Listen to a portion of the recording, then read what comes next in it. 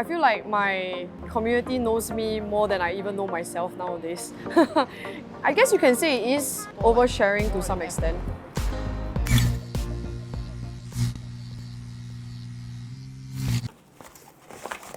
You know, actually there was like some drilling sounds going on today. I think there's a renovation upstairs, but seems to be working in our favor now. I'm going out to stream shortly since I stream on Twitch. So I'm packing some stuff. Oh, the drilling is back. Okay, but I'm gonna go charge my stuff first. Yeah.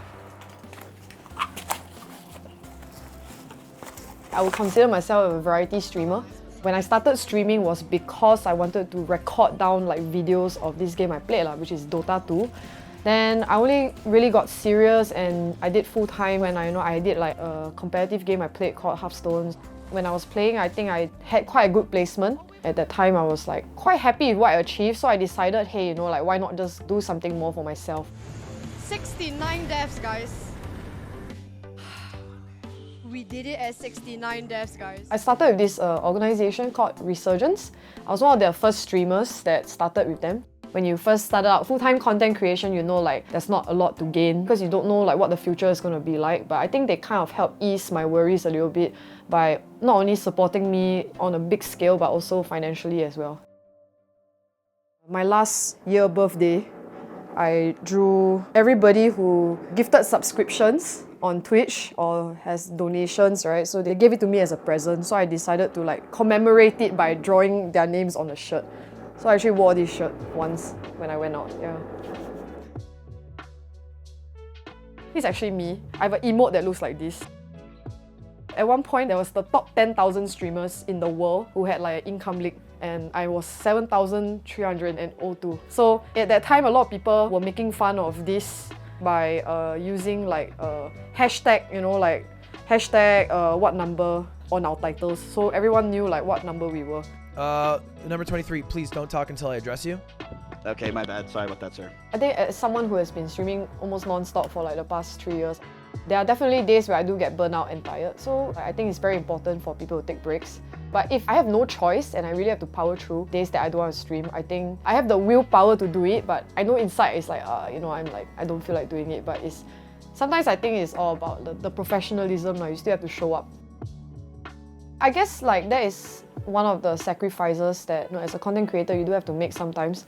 If you are stationary or you disappear for too long, people are not going to remember you anymore. One of my motto in life is you can rest but you cannot give up. Okay, just double check if I missed out anything.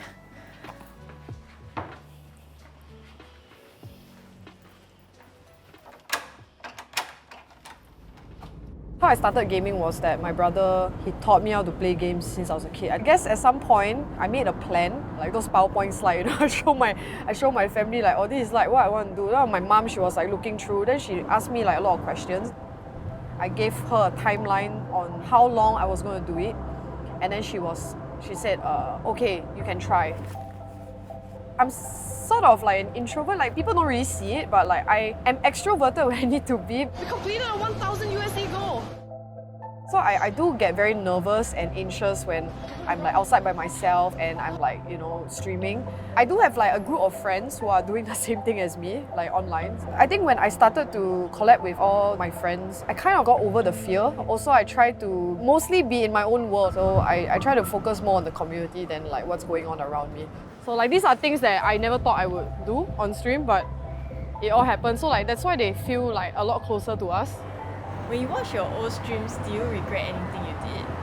I'll be like, wow, what, did I actually do this? This close thing also is slightly problematic. Have you heard of parasocial relationships? When someone on the opposite of the screen feels like they know all about you and thinks that you're like their best friend, but I don't think the same way. So what they do is they will snipe me on stream and they will hang out with me.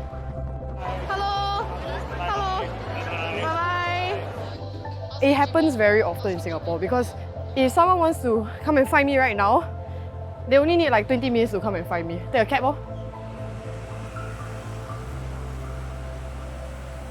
Ultimately, people come to your stream to have fun, right? I don't think it's like a very good idea to always be grim and sad or like angry, you know, it kind of like, that's not what I want people to feel when they're watching me. I always start the stream with like very good mood, you know, like I think that's one of the most important things for me, is that I don't let my emotions get the better of me. I used to, you know, when I first started, I have broken down on stream before. They have seen me cry, you know, or weird things happen, you know. Is the camera off? No, it's on. They are usually all very accepting. They'll be, oh, you know, relatable, and then I'll tell them like some problems. They give quite good advice, surprisingly sometimes, and it's quite nice to hear. So ultimately, after a while, I don't feel very sad. I would say streaming is also like one of my outlets.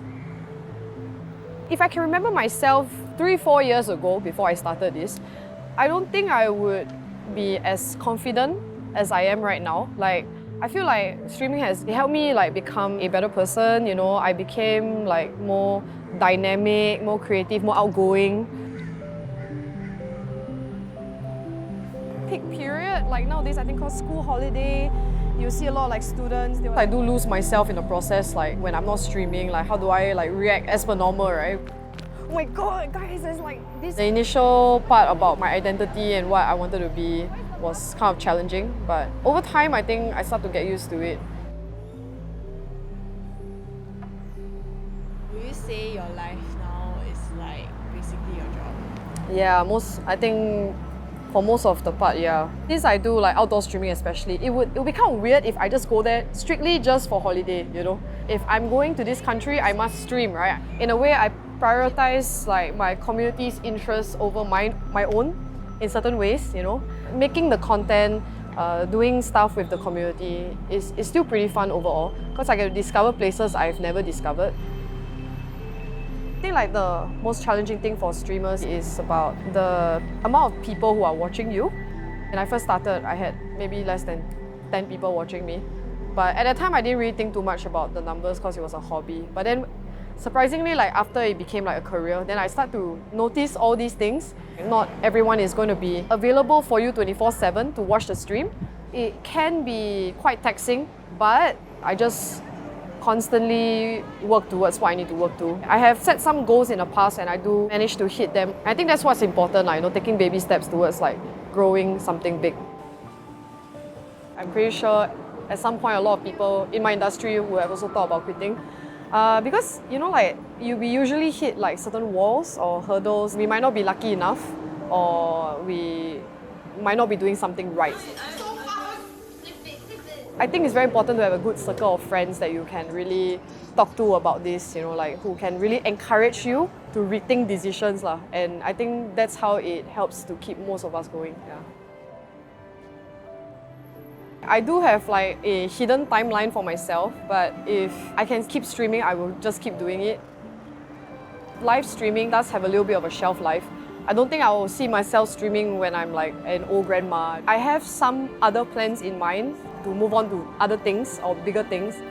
I think I would know the time and when I would move on. Yeah.